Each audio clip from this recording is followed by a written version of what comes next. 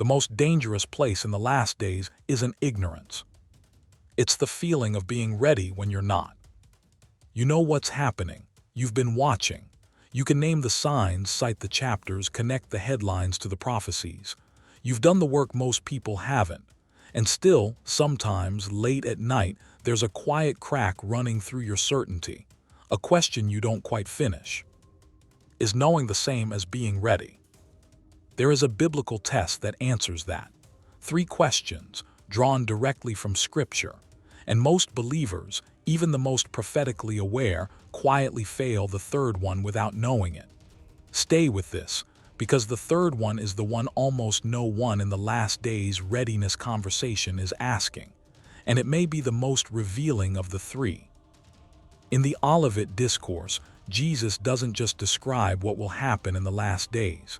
He describes what a person looks like who is truly positioned for them, and what one who isn't looks like. The difference isn't what they know. It's what that knowledge costs them. The parable of the 10 virgins isn't a warning about unbelievers. All 10 were waiting for the same bridegroom. All 10 had lamps. The difference was invisible until the moment of arrival, and by then, it was irreversible. If you believe the test is simply whether you're watching, you may already be failing it. The first question is this: does what you know about the last days cost you anything in how you live right now? Not cost you emotionally, not cost you the peace of mind that comes with having figured things out. I mean cost you something real, something you changed, something you stopped, something you started doing differently because of the weight of what you believe is coming. There's a figure in ancient Israel called the Shomer, a watchman stationed on the city wall. His job wasn't to study maps of approaching armies. It was to stay awake when everyone else slept, to call out what he saw, to act differently than someone who had nothing at stake in the night. A lighthouse keeper who knows a storm is coming but still goes to bed at his usual hour, without adjusting anything, is not a watchman. He's a spectator with information. This is the first fracture the test reveals. Prophetic knowledge that costs nothing is not watchfulness, it's entertainment.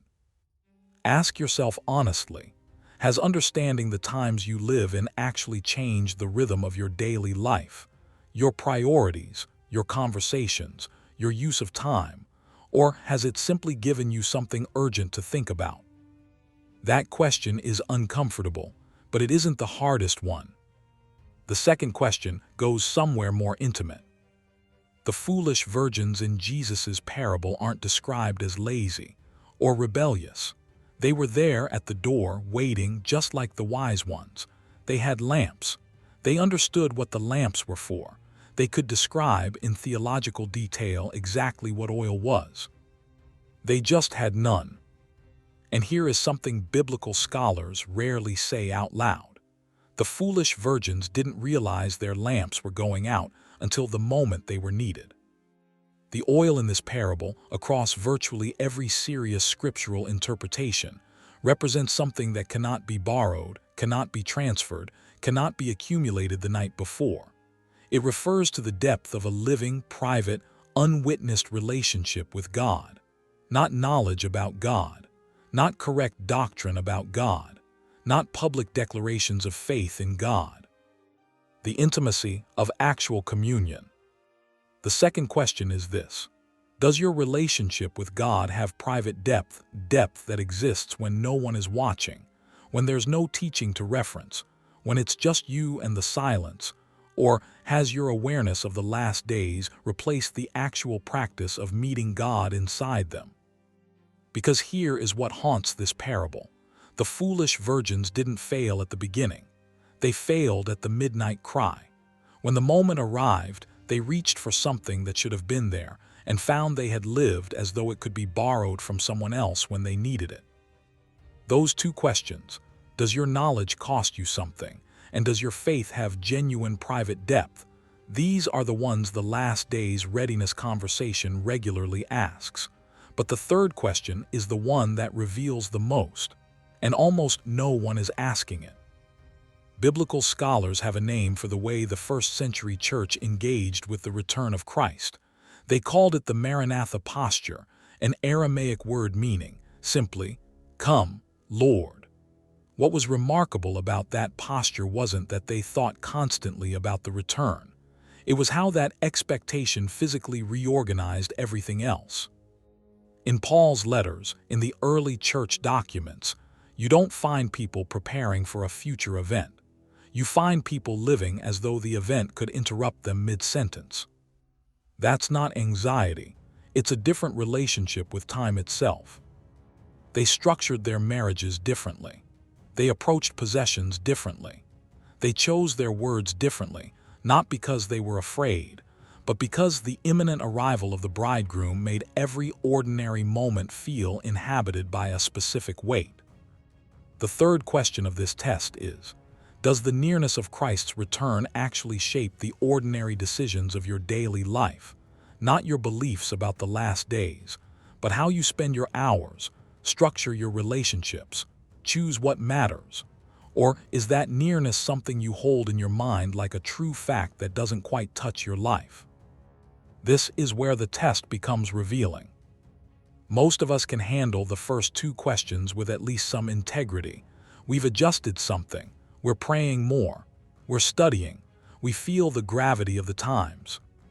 But the third question does something different. It doesn't ask about knowledge or intimacy. It asks about posture. In the Olivet Discourse, Jesus uses three different images: the watchman, the faithful steward, the 10 virgins, each pointing to the same thing. Readiness is not an event. It is a sustained orientation. The faithful servant in Matthew 24 isn't described as someone who prepared a special plan for the master's arrival. He's described as someone who simply continued doing what he was supposed to be doing. The readiness wasn't a new state he entered. It was the texture of his ordinary life. Here is the uncomfortable implication. You can know the signs, maintain a devotional life, and still be living as though the return of Christ is something that primarily affects what you believe, rather than something that restructures how you exist. The foolish virgins were there. They were waiting. They said the right things. At the midnight cry, they woke up with everyone else, trimmed their lamps, and found the flame was already dying. Not because they hadn't tried, because they had spent the waiting watching the waiting, rather than quietly, privately, continuously filling what would be needed for the arrival. If that feels close to home, that's the test working. Here is what the test is actually revealing.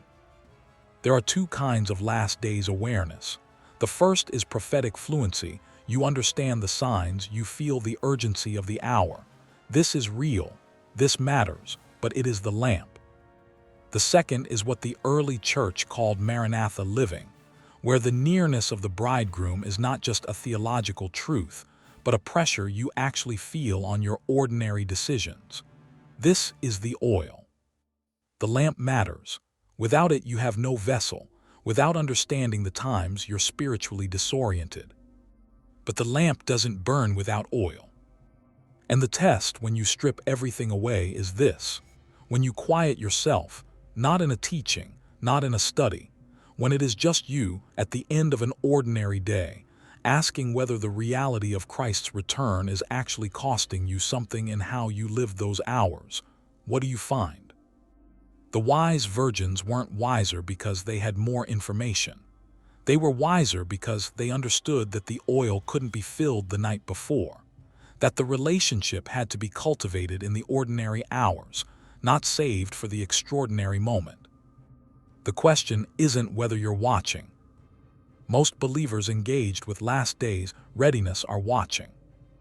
The question is whether you're watchful, whether your watching has become a posture, not just a perspective, whether what you know about these days has restructured the way you move through them, or whether it's given you something true to believe that lives separately from how you actually spend your life. This biblical test isn't something you pass once. It's something you return to, a diagnostic for your own soul, not because you're condemned if you fail it, but because the wise virgins never stopped filling the lamp. That is what spiritual readiness looks like in the last days. Not the certainty of being prepared, but actively, quietly, daily becoming the kind of person the bridegroom will find doing exactly what they were supposed to be doing.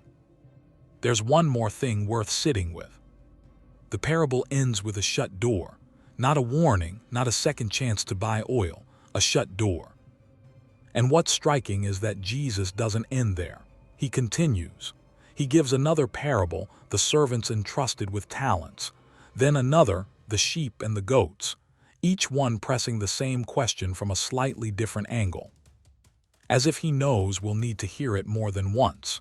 As if he knows the distance between understanding last day's readiness and actually living it isn't crossed in a single moment, but returned to, rebuilt, refilled. If this test revealed something real to you today, that may be the oil starting.